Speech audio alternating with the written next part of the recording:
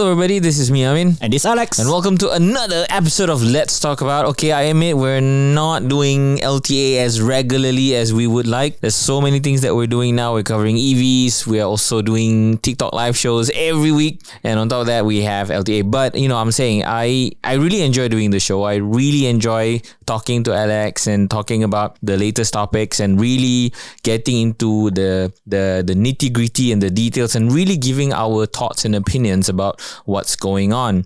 Now, speaking about what's going on, today is Friday, 8th of November. Is it within this week that the news broke, or was it last week? Last Friday, actually. Okay. So it was a week ago that a shocking news broke in a very interesting way. It was broken quite silently in very discreet channels without any fanfare. It was such a big announcement. The second operator, should I call it operator? The second builder? Second 5G network. Yeah, the builder of the second 5G network in the country was announced, and shockingly, can I say that? Surprisingly.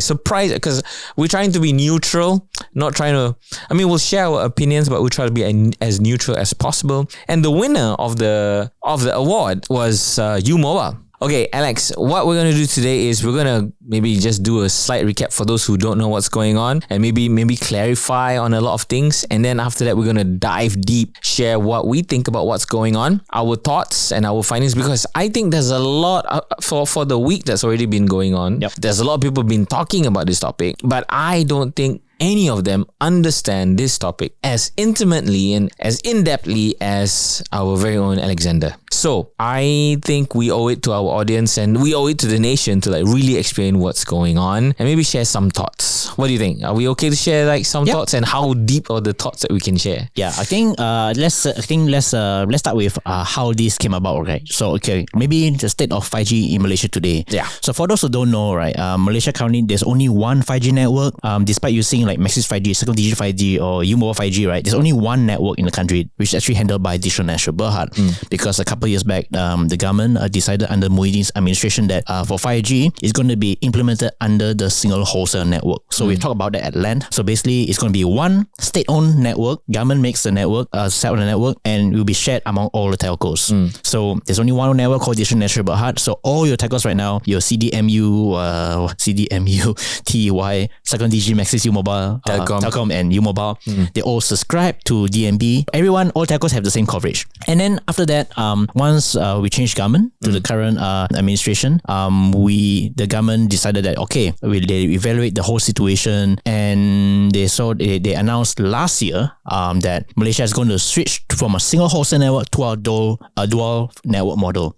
Means two 5G networks. Yep. And the reason for that is number one is to dismantle any elements of monopoly. Number two is to encourage competition in the infrastructure game, because we want to encourage faster coverage rollout to really accelerate innovation, and ultimately consumers will benefit from lower prices and better services. If you have two networks, there's competition, and that should be better for all. Right? At that time, the condition was that before we talk about two networks, DNB will have an accelerated rollout. They need to achieve 80% 5G population coverage by the end of 2023. Yep. And full participation of all telcos in DNB. Okay. Which means that all telcos, you need to be involved, you need to buy a stake in DNB. They need to own DNB. Yes. So I don't know whether this is ahead of the game. So the government will eventually give ownership to the telcos, right? Yeah, because we mentioned earlier, at first it started off as a state-owned network. Means the government owns the infrastructure, and then the telcos will subscribe to it. Now it's I give you ownership to DNB. Yes. So, because there was a lot of pushback from the telcos. Yes, correct. Because, if you all recall, we didn't agree to single wholesale. So the government was like, let's try to make it better, blah, blah, blah, blah. And they arrived to this. Yep. And then after that... after that, and in end of the year, December, DNB achieved 80% 5G population coverage. Yep, well done. And then the total of five telcos actually signed the share subscription agreement to take a stake in DNB. So Second DG, TM, Maxis, U-Mobile, YTL. Except Maxis. All signed. Okay. Yeah, because that was condition. So all in. They signed in December. So after that, 2024, we entered 2024 and everyone's wondering, where's the second network? Everyone signed already. But of course, we need to wait until the equity deal is completed. So eventually, a few months ago, I think it was May or June, if I'm not mistaken. So CelcomDigi, Maxis, U-Mobile and YTL have completed the share subscription agreement. Yep. So yeah, they're part of it. So they own collectively 65% of DNB. Remaining 35% is owned by the Malaysian government through Ministry of Finance Incorporated, MOF Inc. Yep. And they have a golden share as well. And TM, they extended the timeline. They asked for more time because they need to get shareholder approval. Yep. So and I think after extension, I think the whole thing lapsed. So at the end, TM tertinggal. They missed a bus. so TM's the only one who didn't sign. Yep. So that also raised the question back then. So is this dual network thing on or not? Because the condition was full participation, and TM missed the bus. And we don't know what happened. So everything just went silent. And suddenly, out of the blue, the government announced, okay, the second 5G network is on. So that brings us to last week. No, July. Okay. July. Okay. So our communication minister Fahmi Fadil announced, okay, the second 5G network is on. The race is on. So the MCMC, our regulator, the Malaysian Communication Multimedia Commission, had issued an application information package (AIP) on 1st July 2024. So what's an AIP? So basically, it's like a tender process lah. Okay, here's a request for proposal, something like that. So basically, to submit your proposal to how you're going to do the 5G network, and then you must prove. I believe your technical, your business plan, all your that capabilities to build the second 5G network for the country. Yes, correct. So I think it was running for a month. I think the whole thing closed on end of July, if I'm not mistaken. Yeah. And Fahmi, he also confirmed through the press that a total of 4 telcos have submitted proposals. Wow. So there's CelcomDigi, there's Maxis, there's U-Mobile, and there's TM. And of course, when the share equity deal, when DNB announced, okay, they terminated the SSA because they didn't fulfill it. Yep. So that was after that. So we all knew that time, I think TM's out of the race because you did not fulfill that, man. Yeah. So that's that. And then we expected the announcement to be made shortly after that. Shortly after the deadline. Yes, correct. Maybe August, September. Yep. And then suddenly in November, last Friday, 1st November. So that brings us to last week. Yes. Jeng, jeng, jeng. Okay. Jeng, jeng, maybe step back before that. Okay. So initially, all of us asked. But before, sorry, go ahead. Yeah, so everyone was guessing, okay, who will win? It was quiet for so long. Yeah. And we were like, what's going on? Yeah, and analysts were, but before that, a lot of analysts were predicting, even ourselves included, right, who will be the most likely telco to win the second 5G race? CelcomDigi or maybe Maxis. Yes. And even Maxis, I don't think that Maxis can do it alone. I was expecting maybe Maxis will be partnering another telco to do it. Which is CelcomDigi. No, cannot be. Because ultimately, right, we are going to have 2 networks. DNB and a second network. Yep. So CelcomDigi and Maxis can be on the same bed. Can't. Because they are just too big to be dominant. Yeah, that's somewhat like a monopoly. Yeah, it's a monopoly, isn't it? So they had to be separate, one on each side. Yep. So a lot of people were thinking that, okay, either CelcomDigi or maybe Maxis with alliance with in a consortium with U-Mobile. Yeah. Because we've seen that in Singapore, because StarHub and S1, M1. Yeah. They're consortium. So we are just what people are expecting lah. Yeah. And then at that time, right, interestingly, there was speculation that, Maxis trying to buy U-Mobile. So they thought, okay, maybe an alliance Maxis happening. did put an offer. There was speculation. Yes. There's no confirmation. Okay. So that was a sign that, okay, I think Maxis and U-Mobile are trying to. So it's moving towards something. A consortium or like a merger. Yep. So that, to go for the 5G net. That did turn up because there's a report saying that I think Tan Sri Vincent snapped them. Okay, I'm not taking an offer. He's going to focus on IPO. That was a report. Apparently, speculation, clearly, apparently the offer was too low. He's not interested. He said like, F y'all, my company is worth more than that. Yes. Go take your money somewhere else. Yeah, something like that. So that's the story behind the doors lah. Yeah, not that exact word. So okay, so that's that. And I think we can go back to the last week event. So on Friday evening, on 1st of November, suddenly MCMC announced that, okay, they've announced that U-Mobile is the telco selected to implement the second 5G network. Yes, they announced it very quietly. It's just through a tweet or something. No, a press release. Okay, a press release, and there was nothing. There was no conference. No press conference, no nothing. Yeah. And even, what's the funny thing? The communication minister, right, did not even retweet or tweet about the announcement at all. It's like he retweeted a lot of things, Yes. He retweeted about Fashion Valley issue. Yep. He retweeted some issues from the opposition, all that stuff. The usual. He's normal. Even about a cat. Yes, because he was in Turkey, right? Yeah, he even tweet about that, but nothing about the second 5G network. Okay, so it's not like we're, very particular about what he tweets, but I think for the Minister of Communication, who MCMC is under him, this is very significant because the whole nation was waiting for this announcement and there was no acknowledgement at all. Yeah, and because you look at the past few announcements about 5G, right? He's going to be always in the forefront. Right? Yeah, he's the first to announce. Even like when they announced the transition from a single wholesale to the second to the dual network, right? He called up the media, there's briefing, and he made announcement, and then he tweeted, he explained at length why we're doing this transition. Yep. But this one announcement just got okay. It's like this come out. That's it. No retweet, no nothing. Yes. So okay. That's that, right? Now and then the statement, this is the interesting part about the statement. He said that U-Mobile as a second operator, will be regulated under the regulation and MCMC standard stuff. And the interesting part is that U-Mobile is able to work with any other mobile network operators subject to approval of MCMC. Like, why you need to mention that? If you win, okay, congratulations, I mean, you won. And then that's it. Why you need to mention that? You want to work with someone else? You can. Do you want me to can I answer that question? Yeah. Because because I think you can guide me on this. Because sometimes I go a bit overboard. Okay. What should be private lah. But I don't. Okay, I'm just gonna say it. Let me know what I should say or not. They don't have the capability to build a 5G network themselves. That's the indication. That's the indication that people think. Like, why do you need to mention that? Why do you need to mention that you can work with someone to build the second 5G network? Because if you award someone as a winner to contract to do it, right? You expect them to just get the job done. Yep. Unless, of course, U-Mobile say, we need help to do that. Then that's a different story. Yeah, it's again speculation. So it's like, okay, give us the thing, we'll do it. Because if you are we can't do it, but we'll figure it out. Yeah, for example, right, if let's say you won, right, you're the man for the job. You're the man for the job because if your proposal said that you are going to do the network, you're going to do the network. Because before that, right, our telcos they issue a statement. Yeah, we are ready. We are the right person to do it. We are poised to do it. We got the capabilities. And U-Mobile did mention that U-Mobile has said that they are confident they can do the 5G network if even solely to meet the government's objective to build a second 5G network. They are confident. So U-Mobile did express confidence that they can do it alone. Okay. I want to pause you there before we go into the discussion, right? So after the announcement, I want you to explain why was it a big deal? Why was that announcement? I mean, to the people who maybe don't understand, or maybe explain why it's so shocking that U-Mobile. Why can't it be U-Mobile? Okay, so if you look at, when it comes to a second 5G network, right, it's a huge task. Okay, number one is that you expect the 5G network to be built quickly, efficiently, and of course, building a network is not cheap. You need to have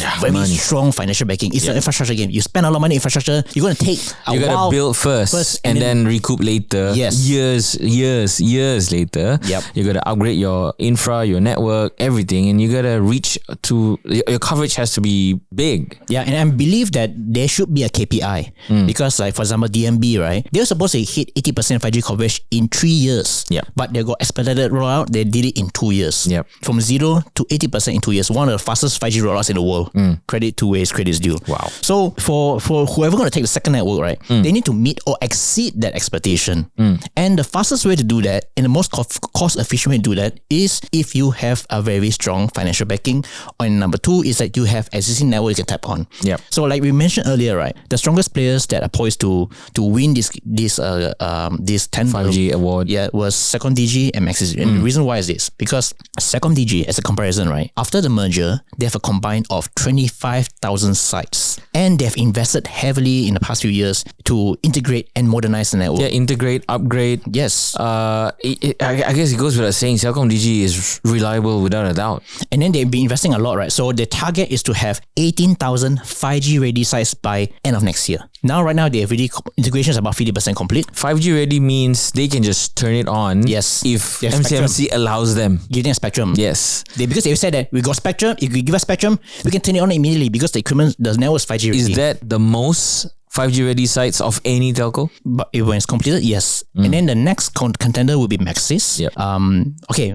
CelcomDigi, right? Okay. Another one, CelcomDigi is they have more than 20 million subscribers. And why the number of subscribers is important is because if you have a large number of subscribers, right, you also have more revenue. Yes. So you have more you're financially strong to fund it. And with regards to the subscribers, I want to point out that a significant number of the subscribers are government subscribers. So that's also important. I mean, if you want to upgrade to 5G, and then we come to because why? Because then we're going to compare why U-Mobile is a shocker.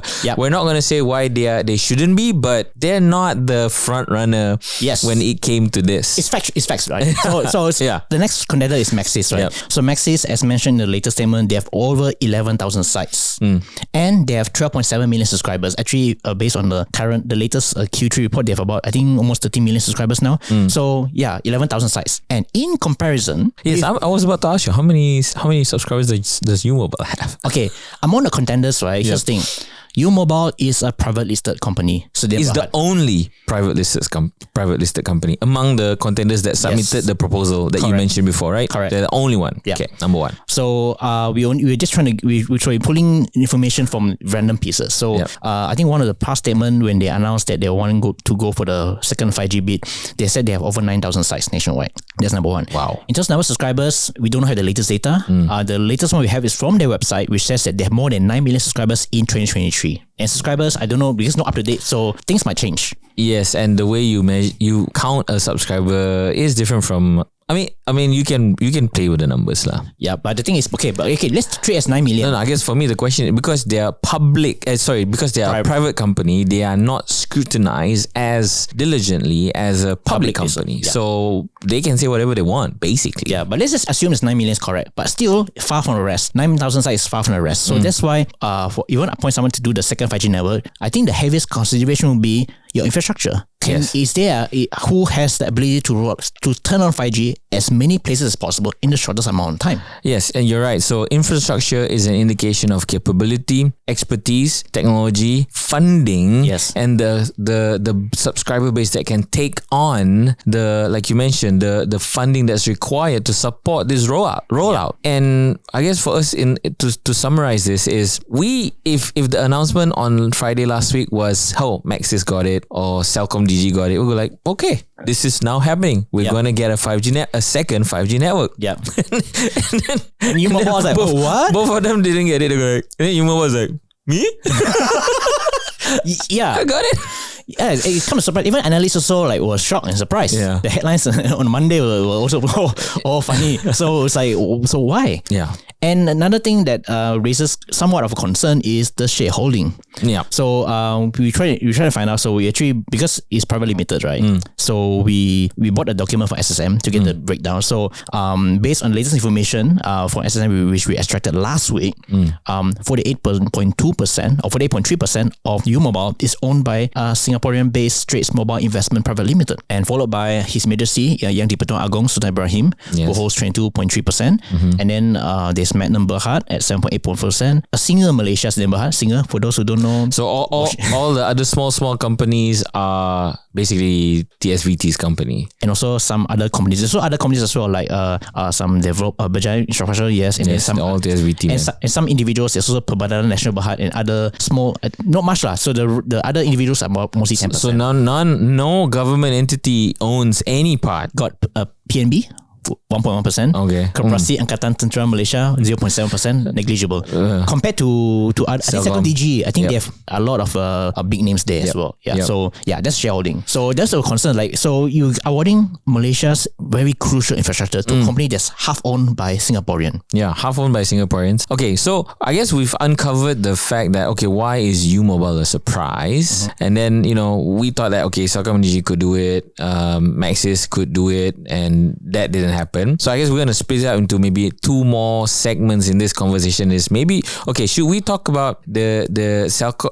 Okay, so even if all the decisions was made and U-Mobile is doing it, should we talk about can U-Mobile do it? Or what are the problems that U-Mobile's facing and what do they need to fix to be able to do it? Or should we talk about if Celcom DG or Maxis did it, how they're going to do it. I think we don't know, but so I guess for me it's okay. I guess I'll answer my own question. Celcom Digi and Maxis, if they did it, I think we wouldn't have a lot of questions. Yeah, because I think both of them have demonstrated that they can, they can invest in a network. They are eager. They're eager. They expressed eagerness for a long time. Even before the bid, they would say that we are 5G ready. You give us spectrum, we can do it faster, better, because we have infrastructure, and especially in-building coverage. Because Celcom Digi and Maxis, right, they already have their own existing assets, existing sites. So and that was a pain point for DNB, because DNB start from scratch. Yes. From nothing. That's the reason why they need to build sites. And for them to enter in-building is a challenge, because you're starting from fresh. Yeah. So I guess for me, the initiative is very important. So it's like when you want to hire somebody for a job, right? When you show the initiative, and you show the capability, and you experience. show that, I brought all these things. I brought a sample already. It's like, wow, you're hired. So I see it like that. So U-Mobile is like, can I think I can. So Yep. I mean it's open, right? So anyone can just submit a proposal. So okay, going back to the proposal, right? We're expecting maybe one or two will send a joint proposal. Yeah. So just like some people were expecting, maybe Maxis might partner with U-Mobile to submit. That was one of the ideas. And because one of the things that I want to highlight is that in order to make a dual 5G network to work, right, it must be a sustainable and fair fight. So MCMC also must ensure that it's a healthy competition. There's no point having a dominant or one side is heavy, one side is very weak. Yeah. So it needs to be balanced. Yeah. So the balance also comes into consideration. It will be subscriber base. Yep. Yeah. So that's what we thought lah. And also maybe I want to highlight what was the responses after that. Okay, so you talked about the interesting thing is the responses from responses from U-Mobile themselves first, and then the telco, because it's good to give them that context, right? Yeah. So because they responded first anyway. Yeah. Okay. So, but so the next day on Saturday, U-Mobile issued a statement thanking the government for giving them the opportunity to implement the second network. And then the interesting part is that they said, they're excited to collaborate with various stakeholders, including MCMC, the regulator, and also Celcom Digi and TM to deliver a world-class 5G advanced services to consumers. And they also want to work with technology providers like Huawei to implement the 5G network. And they also said that, in line with the commitment to the national agenda, U-Mobile will reduce its foreign majority shareholding to 20% to ensure greater Malaysian control and inviting participation from local investors. Oh my God. I think we need another episode just to unwrap the announcement. I have so many questions. I think the first thing I asked you was why Maxis wasn't mentioned in the announcement. You don't have to answer. I mean, we discussed about it before, and all that is speculation. Number two is the divestment announcement. They mentioned that they're gonna not divest, they're gonna dilute the investment. Dilute the investment. For me, it's like that should be a requirement prior to the appointment. Yeah, so the thing is, there are two questions here. Number one is, they said that they're excited to work with Celcom Digi and TM. So is this on or not? Is this confirmed, or is this their desire right now? Is this something that's happening? Because if the intention was to partner with Celcom Digi and TM, wouldn't it make more sense to submit a joint proposal in the first place, if that's the idea? And also number two is the reducing the foreign majority to 20%. Was that a requirement for MCMC? Because not clear. So it's not very, that's the interesting part. It's not clear. Because because as we mentioned earlier, they are about 48% owned by Straits by Singapore. By Singapore, right? So why announce it now? So that's why, like you mentioned, right? Is it after the fact? Is it a requirement that we're going to do it now? Or if that was a requirement, shouldn't it be upfront? Yes, and we talk about initiative just now, right? So Celcom Digi and Maxis have shown initiative. They've upgraded their network. They have so many 5G ready sites. These are their initiatives because they have funding and everything, right? So for U-Mobile as an initiative, they can say, hey, because of this, we're committed to doing X things for that we get the 5G network. So they didn't do that. So the dilution could be an initiative prior to this announcement. They could have done that before, like you said. Yeah. They do it after. Yeah. So I'm saying as context, it could be that as an example. Yeah. In terms of showing the readiness, to be fair, U-Mobile has also made a lot of MOU announcements before that. MOU is nothing, man. That's the thing. They signed a lot of MOU and say, it's just in terms of infrastructure, network provider, financing, they did sign that, but they're all MOUs. Yes. Yeah. But in terms of, at the end of the day, right, you're going to judge someone, is it going to be based on MOUs, or are you going to be based on actual track records? Like that, we can sign 10 MOUs after this, and I mean, nothing happens. It's just an understanding, okay, we're going to work together. Yeah. And then following that announcement, right, following the announcement, CelcomDigi made an announcement, and you expect, okay, if let's say U-Mobile named CelcomDigi and TM, right? Yeah. I expect them to maybe to return the favor, like to us. Yeah, so we are also excited to work with you guys. Yeah. So it's like this. It's basically U-Mobile got the what right. So they put their hand up for a high five from CelcomDigi and TM. But you know what? The responses, right? They didn't acknowledge U-Mobile. What they said that holy shit. Yeah. So so after that, CelcomDigi made an announcement, right? Which also is quite interesting. So initially they say that they noted the government's appointment of the operator. They didn't even mention U-Mobile. Wow. But they didn't mention any telco. And and then the next paragraph, right, is a different tone. So they say that they believe they presented a compelling technical and commercial proposal to build the second 5G network, leveraging on their financial standing and track record of investing in deploying large-scale mobile networks, delivering affordable, high-quality services to the right yet. This includes the ability to commence nationwide rollout almost immediately after spectrum outload, and they believe they can build a 5G network that will match its current 4G and 4G Plus network within the shortest time possible. Oh my God, I can taste the saltiness in those words. Yeah. And then the next one is said that they will discuss with stakeholders on the viable options moving forward. So basically, CelcomDigi and Maxis and a lot of other telcos, a lot of other industry operators and analysts and everybody not happy with the appointment. And then TM, as usual, because I think number one is, I think they're out of the race. So they say, we noted on the appointment, we'll support all initiative for 5G. Because at the end of the day, I think whoever wins, right, they're going to get fiber from them anyway. Yeah. So for them, it's okay, fine, we'll just support whatever for national agenda. Yeah.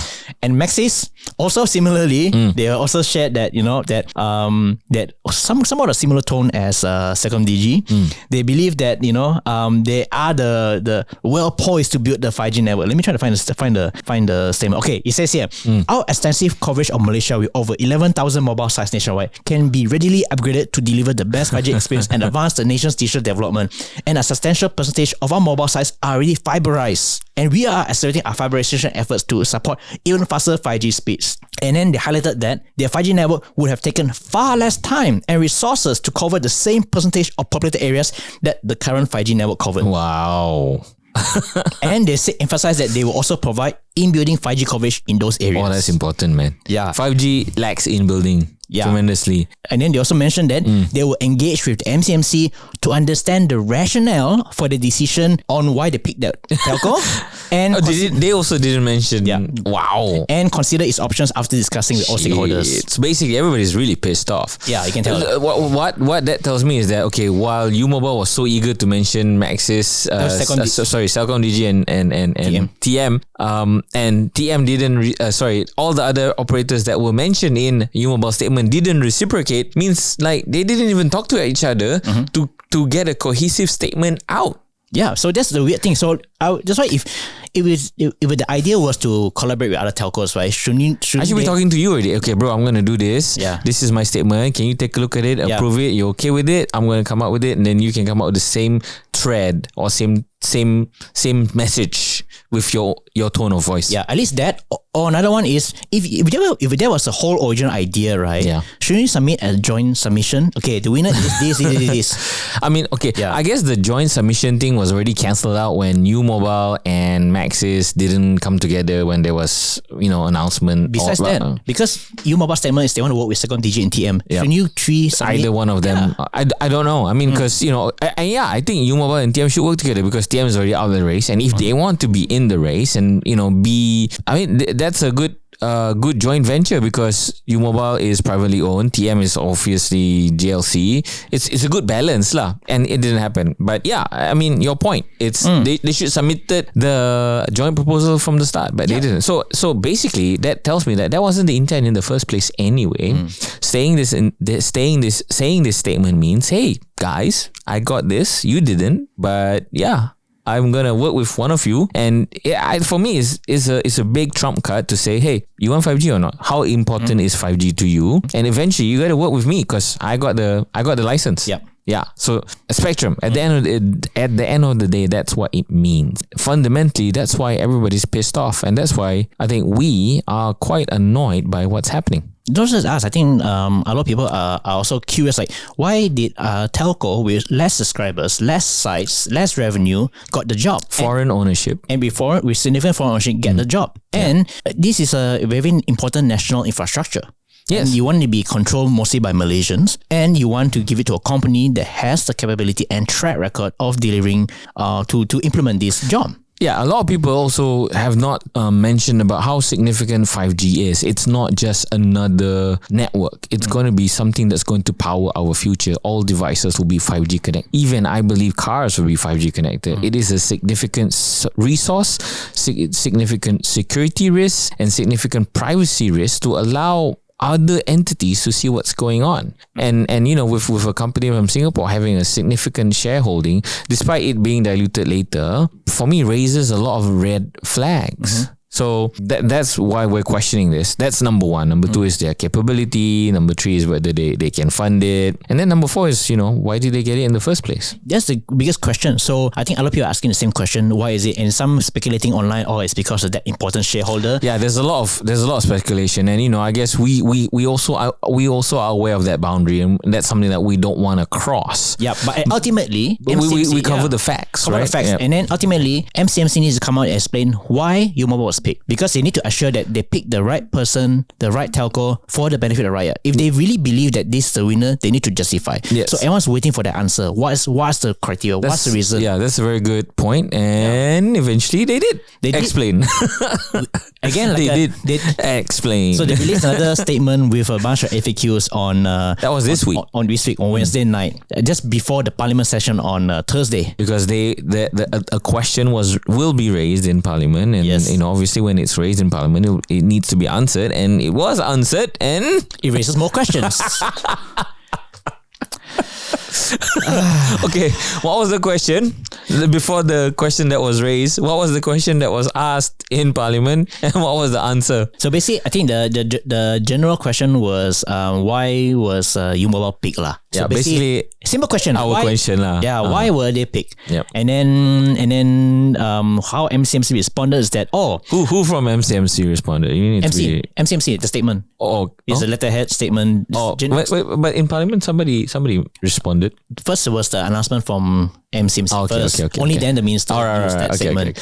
So the MCMC said that that the selection for second network was done diligently, and then it was hang on. Yeah, they did their checks. They even defended why U-Mobile was capable. Yes, okay. Basically, they say according to the regulator, they said that the decision to choose U-Mobile for the second network was based on a combination of factors, many factors. So this includes business and technical plans, consumer complaints and satisfaction records, and its performance in carrying out other infrastructure initiatives. And they said this includes contribution to the USP projects like Jendela Phase 1 and other 4G upgrading projects in line with MCMC's commitment to improve consumer service and experience. So for those who don't know, USP is like a tabung lah. Like all operators have to contribute based on how much they earn. And as we've covered, Celcom Digi and Maxis earn significantly more than U-Mobile, and their contribution to the USP funding is so much more than U-Mobile. And by that merit alone, Celcom Digi or Maxis is better already than you, bit more capable. I don't want to say better. Okay, that's objective. That's contribution. Yes. Contribution, and you can just tabong if you got money. If you make a lot of money. But the contribution amount led to the activities. Yeah, and I think MC said the performance in carrying out the projects. Okay, then there's also some. Okay, what do you think about that? Is that merit enough for you to be able to run Malaysia's second 5G network? Okay, if you want to, let's look at specifically carrying out USP projects. So number one USP projects, right? Are very small projects, to be honest. No, actually quite big, because USP projects, for those who don't know, right, is used to fund projects in unprofitable areas. Rural areas, for outreach and for coverage. Yeah, because a lot of telcos, obviously, if the area it's not feasible, let's say there's only 5% staying there. Yes. It doesn't make sense to build a tower. Yep. So this way the USP fund comes in. And it's mainly pusat internet. It's mainly cyber cafes. Yeah, it's cyber cafes.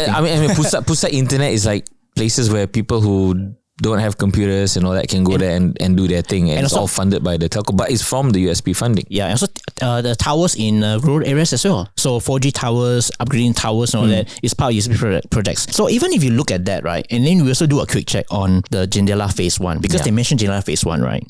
And we look at that alone, Maxis actually upgraded the most 4G sites. And according to the report of the Jendela Phase 1 and the conclusion report, Maxis is the only telco that completed the 4G new towers upgrade, 4G new towers erection. They put up the most new 4G towers, followed by U-Mobile 99.67%, and Second Digi didn't complete their targets because of course got hurdles with local authority, blah blah blah. So even in that alone, right, Maxis they hit the KPI for Jendela projects. And the measurement is by percentage, which I don't think is fair because it again depends on scale. So maybe Maxis and Celcom Digi might have a bigger number to complete compared to U-Mobile. So let's say U-Mobile has 100 and Maxis has 200. It's not the same. 50% of these and 50% of that is different. It's not the same. So I'm surprised that MCMC mentioned that as a criteria. Also another one, right? I think the most important one is the weightage. Like how Dr. Ong Kian Ming said, what's the scorecard? Because you have so many factors like business plan, whatever, and track record. Customer complaints. Also customer complaints, people also point out. Of course, less subscribers obviously have less complaints compared to a bigger telco with more subscribers. Again, it's percentages. Yes. It's not. I mean, so based on those parameters alone, we already discussed, right? Based on those parameters alone, U-Mobile came out. Again, we're not saying they're bad. It's not an opinion, but based on those facts, the U-Mobile is already at the bottom. Yeah. So how do you evaluate? So ultimately, what we're discussing here is what's the evaluation criteria? How do you measure? Are you going to measure? Okay, don't tell me customer complaints and general products outweigh financial capability, the track record of rolling out networks, the number of sites you have, and also the timeline. How fast can you deliver? So which one carries more weight? What's the scorecard? Like for example, okay, soalan pertama ini 20 markah. Soalan kedua, there should be a clear definition of the weightage, which is not made public because nobody knows what's the AIP package, what's the requirements, what's the KPI. Even when MCMC announced the winner, right, they didn't announce they didn't say why they win based on what and what's the target. Okay, they need what's the deliverables? Yes, what's the deliverables? That was not clear until today. Even now we also don't know. So when DNB was announced, everybody was like making so much noise about it being single wholesale. Then they came up with targets 80%, blah blah blah. They said okay, they're going to divest, investment is going to be all private, funding all from private.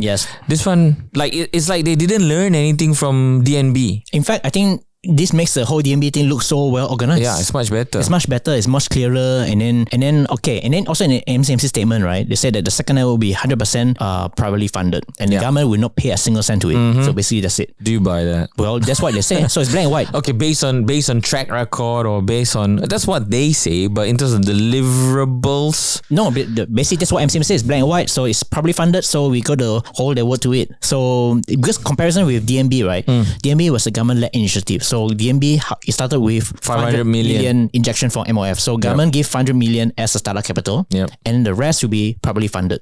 So basically, how DNB is a cost recovery model. So we jumpstart the company, and then all telcos will have a volume commitment to subscribe to DNB. So that volume, that data wholesale agreement is supposed to fund the operations and growth of DNB. That's how it was set up to be in its start. But for the second network, it's supposed to be 100% probably funded. All right. So where are we? Have we covered everything? So that's the statement from MCMC. All the pointers have been covered. And then Parliament session next day. Okay. So you want to talk about that? Yeah. So finally, that's the first time Fahmi actually talked about the second 5G network in Parliament. So he said that, this one is not direct tender. This through a beauty contest. The thing is, what does that mean? Everyone knows that there's a evaluation process. It's an open tender.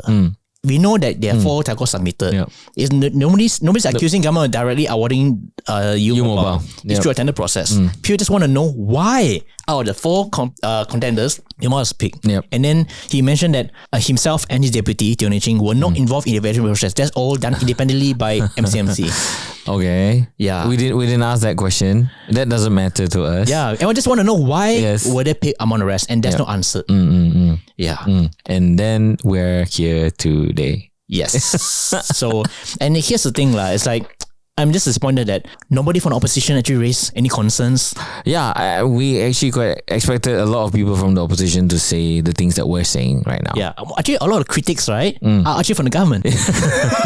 Like the guy who raised the question actually is from PKR. Yep. And also Dr. Ong Kiam Ming, he's no longer MP, but he also did voice out. I think shortly after Fahmi made a statement, he said that if Pakatan Harapan is opposition right now, they will not accept the answers. Yeah. They will push further. And this morning he did issue a statement with lots of questions, which is similar to ours, like why? Yeah. What's the criteria? Yeah. What's the target? What's commitment? And also like the shareholding reduction, right? Is that part a requirement or not? Is it done after the fact, or is it you're supposed to do it? If you, like I said, if you're supposed to do it, then you can do it. You should have done it when the request proposal was put out. No, actually, if that was requirement, right, you're no longer qualified. Technically, yeah. Yeah, because this is not an exact same example, but it's also some sort of like a recap of what happened last time. Last time, DG, right? Yep. DG was one of the slowest telco to enable 3G back then. Yep. So they were running on edge longest time because that time they were 61% owned by Telenor. Yep. So after that they need to divest their foreign ownership. And also Fahmi said, U-Mobile didn't break any conditions, so 49% is still within the license. It's still within the boundaries, because you need to be below 50%. 50%. Yeah. So that time DG itself was 61% owned by Telenor, and then they had reduced to 49% in 2007, and only 2008 they got their 3G spectrum. Yep. And only the following year they launched 3G services. They launched 3G 4 years behind Celcom and Maxis, and U-Mobile did it 2 years earlier than them. So that shows that you need to, if shareholding was an issue, you need to sort it out first before we can actually talk about any spectrum. That was what happened last time. Yeah, because that will slow down a lot of things. And when they say they're going to dilute, right? They didn't say by when. Yep. And man. Yeah, there's no target. So every time we talk about this, I'm so frustrated. Yeah, so that's why I think what the nation requires, I think everyone needs some explanation on this decision. Yeah, and for me, it's like also the coverage. So 80% of population coverage is already done by DNB. So if I am MCMC, I would say, okay, you want to deploy your 5G, it shouldn't be duplicating what DNB is already doing. It should be in the outskirts, and it should be covering for industry use. I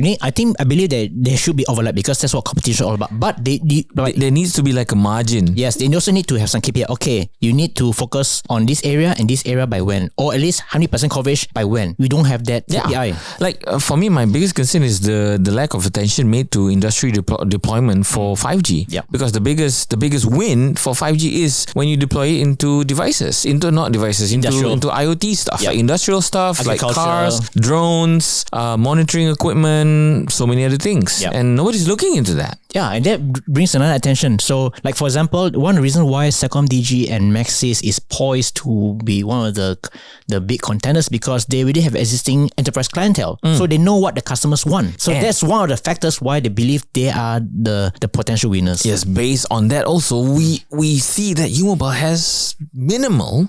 They haven't made much noise about network upgrades. Yeah. So.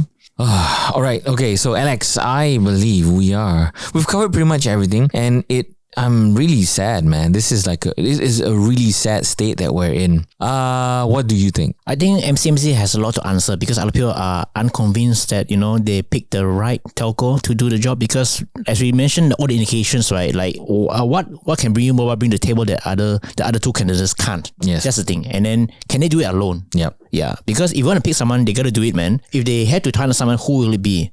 And that's another question. Also, what's the target? Because until now, we don't know what's the target for the second 5G network. Are they going to achieve 80% 5G coverage in 2 years or less? Yep. And how are they going to do it? That's another thing. I know they sign a lot of MOUs with a lot of infrastructure companies, with vendors and all the things. But at the same time, is that are they really the right person to do it? That's something that's left to be unanswered. And can they carry it out within the stipulated time? That's something that's still up in the air. Okay, I do agree with you. I think for me, the biggest concern is not less on how or if they can do it, is what do they need to do? MCMC has not set any targets and deliverables, and we talk about industrialization of 5G. Coverage area shouldn't overlap completely with what is available currently. What about the rural areas? There's no mission statement for what the second 5G network needs to do, needs to be. Then, okay, I want to be fair. We'll go to the flip side, right? So what's possible is the access license, whatever it is, this spectrum that that U-Mobile has, means then it has leverage to request for funding. It has leverage to say, okay, we got this now, guys. This means we can deliver. This is the big ticket that, okay, I need this money. I can do this, and now I can show what I'm capable of. So that's, I'm just trying to be fair here. So that's the, I guess, optimistic, I wouldn't say pragmatic, that's the optimistic look at what U-Mobile can do. But do I think that's what the outcome will be? Based on track record, I think it's difficult. Yeah, and also the speculation that, this could be just a gateway for the potential IPO that's been talked about for longest time. Yeah. So that's a lot of talk about that, and a lot of connections to other projects. Yes. I don't know whether we can mention those things here, but if you have a question, let us know in the comment section. I'm just worried about the state of the country right now, because if this is so blatant, and the people who are in power and who are supposed to look after all these things are not even batting an eye, what is going on in the background that we don't know? Yep. I think that's the scary part, because one word, when everybody was asking me about this, is so blatant, man. They didn't even put in any effort to make it look fair. I mean, I feel like MCA should put more effort to justify that. At least I will be okay, how about that? It's at least look more believable. Yeah, it makes sense. Okay, I'm skeptic, but A for effort. Yeah. This one's like, okay, this win. Okay, thanks, bye. It's like, okay, somebody put out a statement. Because we need to put a statement. What do we say? Or whatever lah, just say something. Yeah. And USP is something that everybody talks about. Okay, put in USP. Yeah. I was in the telco industry. Never in my life when we were doing, proposals and evaluation, USP is something that is considered as a criteria, because that is something that you have to contribute. It's like you hiring me because my EPF contribution is higher than the guy next door, than my next candidate. It's not fair. No, it's not a right example. It's more like carrying out projects using USP funds. It's basically using like, I don't know. I hate using to say tabung money lah. Using tabung money to carry out projects. So is that a credible track record, and does it outweigh the business plan and financial and network capability? Yeah. So that's the biggest question that we have lah. And I'm sad to say this lah, but eventually people just forget about this matter and life just goes on. Yeah, because they can still watch their TikToks, they can still watch their whatever YouTube video. Listen to LTA. Let's talk about. Listen to us watch some videos. There are bigger problems to be viral. But this is fundamental. This is fundamental to our future. Everybody in the region is already set up for 5G. Okay, let's take away Singapore. Don't need to worry about them because they're just a small town. Let's look at Thailand. They're already set up, man. We were supposed to be leaders when we started talking about 5G. 4 years ago, Gobin's time? We were the first country in Southeast Asia, even ahead of Singapore. Yeah. Okay, we come back. Let's be fair. Granted, Malaysia's deployment of 5G is also the fastest. That was also the ticket that our minister used to say, hey, Single Wholesale Network works. Yes. It's the best. Yeah. We shouldn't have a dual network. But he didn't say he didn't have dual network, but he just praised that, see, Single Wholesale Network works. Yeah, okay. He didn't say, but But he did say that Single Wholesale Network works. Yes. Right? He proved other critics wrong. Yeah.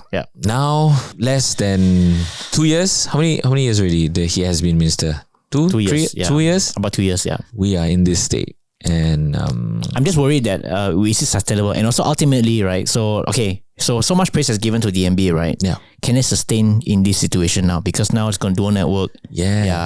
That's the question. So what happens to DNB, right? Yeah. And also another one is that what's the composition going to be? Because like we mentioned, right? If U-Mobile has it that way, with Secom, DG, TM, and U-Mobile on one side, right? Then DNB is only left with Maxis and YTL. I don't think that's sustainable in the long run. That's scary, right? Yeah.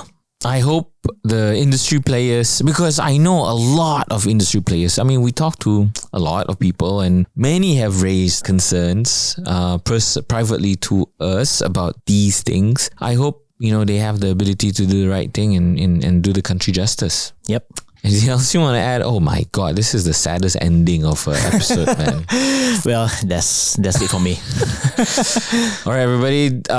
If you're I don't know I forgot how to end this. Okay, if that's also a cue for me to remind you that we're also on podcast, and if you're listening to us on podcast, give us a 5-star rating because that helps more people listen to our episodes. And if you're watching us on YouTube, give us a thumbs up. If you like the show, don't forget to subscribe to our channel if you haven't already, and drop us your comments and thoughts on what we talked about today, maybe suggestions of other topics for us to talk about in the next episode of Let's Talk About. And if you're watching us, if you're listening to us on a podcast, you can also drop us a voice note at Let's Talk About at soyachinsha.com. And we would love to hear from you guys. Okay, this is me, Amin. This is Alex. Catch you guys later.